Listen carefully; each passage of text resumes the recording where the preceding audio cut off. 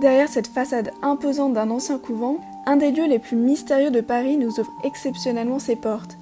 Cible favorite des théories du complot, objet de fantasme et souvent confondu avec les Illuminati, la franc-maçonnerie fascine et intrigue depuis des centaines d'années. Mais comme beaucoup d'associations, les francs-maçons, eux aussi, ont dû s'adapter face au coronavirus. Confinement, couvre-feu et restrictions sanitaires ont perturbé les réunions et rituels de la Grande Loge de France. La vie de la loge a changé et l'obédience le fait savoir au grand jour. La pandémie telle qu'elle est vécue aujourd'hui nous a privés de ces rencontres, ce qui fait que notre activité a été très limitée depuis le 15 mars de l'année dernière. Nous avons reporté toutes nos réunions sur le samedi et le dimanche. Ça veut dire que, alors qu'habituellement la rue Puteaux est fermée le dimanche, ici elle est ouverte et nous arrivons plus ou moins à réunir une soixantaine de loges qui habituellement se réunissent après 19h dans les locaux et en semaine. Donc on a repris partiellement les activités, mais ce n'est pas tout à fait la situation d'avant. Certains francs-maçons se sont mobilisés pour venir en aide aux plus démunis.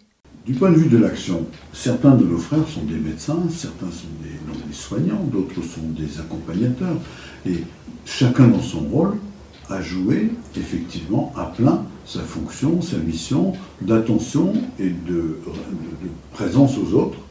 Certains de nos ateliers d'ailleurs ont joué un peu les restos du cœur en profitant des installations de leur siège pour faire des repas. Et donc nos frères de façon pratique, concrète, ont participé, soit par le volet santé, soit par le volet nourriture, soit par le volet assistance, à l'accompagnement des personnes en difficulté.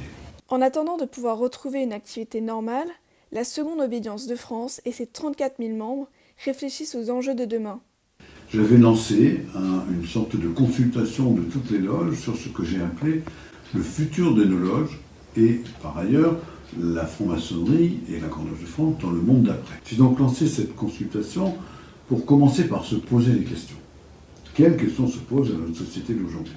Se donner le temps de réfléchir aux questions qui se posent, se donner ensuite le temps de réfléchir aux réponses qui peuvent être apportées et se donner enfin le temps de qu'est-ce que nous, francs-maçons de la Grande Loge de France, nous allons pouvoir apporter comme réponse à ces nouveaux paradigmes que doit être la société de demain.